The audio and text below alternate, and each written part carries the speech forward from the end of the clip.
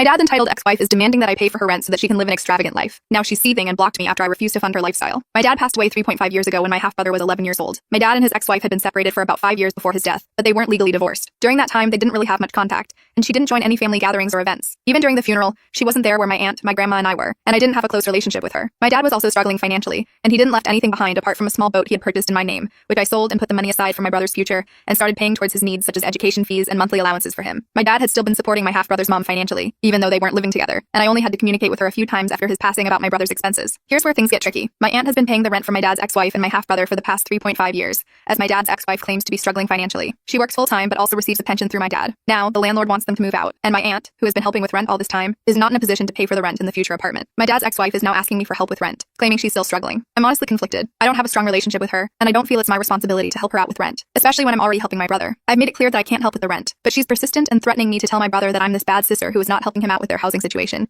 and she told me if I'm not helping her out with rent, I shouldn't act like a good sister and help out on anything else as well. I feel like it's not fair that I should take on this burden when I'm already looking out for my brother's well-being, and especially when my aunt has already been helping her all this time. My primary focus is on my brother's future, and I just don't want to take on any more responsibilities that aren't my own. I also think she wants to maintain an expensive lifestyle. She isn't into illegal substances or gambling as far as I know, but she does spend a lot on luxury cosmetics, branded clothes, and even some Botox and similar treatments. I told her that life is tough for everyone. I'm in no position to pay rent, and I'm not going to send her any money from my brother's account for her rent, because he will need it more in the future. It is her responsibility to find somewhere to live within her budget. I also told her I don't want her to contact me ever again about anything related to this topic, as I don't believe it is my responsibility to help her. She was shameless enough to say that she didn't want the full rent, just my share that I had to support for my brother's sake. I will send my brother a text message in a couple of days, letting him know that I love him, I'm always there for him, and he can reach out to me personally whenever he wants. I'm also considering giving him a debit card. She has until the end of this month to leave the current apartment, and I'm waiting to see how things will unfold. Update. Over the weekend, I realized I was blocked on socials by the ex-wife, and also my brother removed me as well. I reached out to my brother directly because I wanted to make sure he knew that none of this was his fault, and that I will always be there for him. I didn't want to say anything that could damage his relationship with his mom, but I needed him to know that I did nothing against him, and that he can always reach out to me. To my relief, he responded right away, and reassured me that he has no hard feelings toward me at all. He already knew that a lot of what his mom told him wasn't true, and even said he was actually happy about the decision I made. He told me that if he were in my position, he would have done the same thing. One of the most upsetting parts of our conversation